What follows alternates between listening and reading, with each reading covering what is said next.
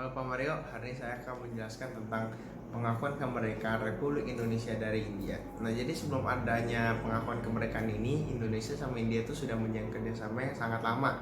Nah, namun pada 1946 ini India mengalami bencana kelaparan dan akhirnya Indonesia bersimpati untuk membantu India menanggulangi bencana kelaparan tersebut. Nah, bagaimana caranya?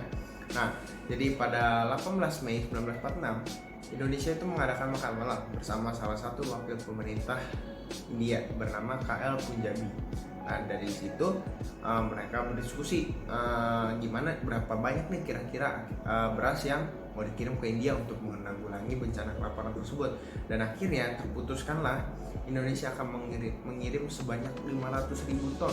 Dan 500.000 ton itu bukan sedikit ya, itu 500.000 ton itu banyak banget untuk menanggulangi bencana kelaparan, cukup banyak lah untuk mengurangi ya. Nah, akhirnya sudah terputuskan, lalu Indonesia membuat lagi panitia. Nah, membuat panitia khusus untuk pengiriman beras ke India ini agar lebih terlancarkan, jadi mengurangi kemungkinan adanya hambatan. Nah, itu diketuai oleh Insinyur Sugianto. Nah, jadi dia yang diketuai di panitia khusus ini untuk melancarkan pengiriman, jangan sampai ada kegagalan atau penghambatan. Nah, setelah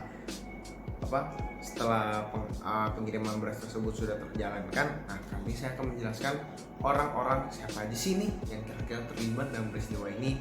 Nah, ini ada beberapa, yaitu yang pertama ada Insinyur Sugianto yang tadi sebagai ketua panitia pengiriman beras ke India. Lalu ada Muhammad Hatta. Nah, Muhammad Hatta ini diutus Indonesia untuk mendapatkan perizinan senjata, namun itu semua gagal karena pada masa itu persenjataan masih dikuasai oleh Inggris, akhirnya gagal, tidak bisa terlancarkan. Nah, lalu ada Nehru dan Gandhi. Nah, Nehru dan Gandhi itu siapa? Nah, mereka berdua ini itu merupakan orang yang meyakinkan Indonesia untuk mengikuti konferensi New Delhi. Nah, jadi mereka meyakinkan nih, ayo ikut konferensi New Delhi nanti kepada Indonesia, karena Indonesia pada masa itu masih agak ragu-ragu mungkin ya. Akhirnya mereka berdua itu diturun tangankan untuk meyakinkan Indonesia mengikuti konferensi New Delhi, dan akhirnya Indonesia yakin tuh untuk mengikuti konferensi tersebut. Lalu ada Sultan Syahrir. Nah, Sultan Syahrir itu siapa? Nah, Sultan Syahrir ini cukup berperan besar sebenarnya ya. Jadi dia tuh bisa dikatakan yang terjun ke lapangan langsung untuk menyebarkan semua beras-beras yang dikirim dari Indonesia ke India seperti itu. Nah, jadi semua hal itu tuh terjadi pada kisaran abad ke-20. Nah, jadi pada abad ke-20 tuh terjadilah peristiwa itu. Nah, namun berikutnya saya akan juga menjelaskan isi pengakuan dari India tuh Indonesia tuh seperti apa. Nah, sebenarnya jadi isi pengakuannya itu India bersimpati kepada Indonesia, dan juga karena telah terjadinya kerjasama yang cukup lama, akhirnya India mau mengakui kemerdekaan Indonesia. Nah, jadi pengakuan kemerdekaan itu terjadi karena satu, India sudah menjalin kerjasama, lalu India juga bersimpati kepada Indonesia karena India dan Indonesia itu sepertinya kurang lebih sama. Mereka tuh berdua tuh sama-sama dijajah oleh negara asing, dan akhirnya mereka berdua juga bersimpati untuk mengakui kemerdekaan masing-masing seperti itu. Nah, kali ini saya akan menjelaskan tentang dampak dari pengakuan kemerdekaan Indonesia dari India itu apa. Nah, salah satu dampaknya itu bisa menjadi pintu masuk untuk negara-negara lain mengakui kemerdekaan Indonesia. Soalnya nggak mungkin dong cuma satu negara untuk mengakui kemerdekaan Indonesia, karena itu tidak bisa terhitung gitu telah terjadi kemerdekaan. Nah, akhirnya bisa juga terwujud negara-negara lain mengakui kemerdekaan Indonesia. Nah, itu juga terbukti dari Belanda melakukan agresi militer kedua pada 19 Desember tahun 1948.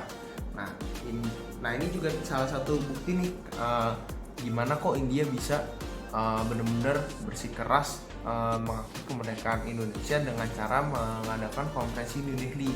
Nah, dan diprakarsa oleh Perdana Menteri dari India. Dan konferensi ini nggak berlangsung sebentar.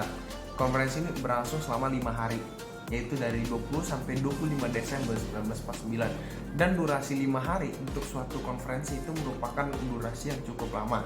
Nah, dari durasi 5 hari ini itu menghasilkan 2 resolusi. dari konferensi New Delhi ini. Nah, resolusinya itu pengembalian ya pemerintahan Republik Indonesia ke Yogyakarta, karena pada masa itu Yogyakarta menjadi salah satu ibu kota Republik Indonesia. Nah, akhirnya Yogyakarta dikembalikan untuk dalam pemerintahan Republik Indonesia. Lalu penarikan tentara Belanda dari Indonesia. Nah, sebenarnya penarikan tentara Belanda dari Indonesia ini bukan cuma dari New Delhi, dan pada rapat PBB juga sudah diperingatkan untuk Indonesia dan Belanda melakukan gencatan senjata. Nah, jadi sebenarnya Belanda pada masa itu tuh sudah mengalami kemunduran lah, sudah mengalami ancaman dari yang pertama dari New Delhi, lalu ada dari PBB lagi seperti itu.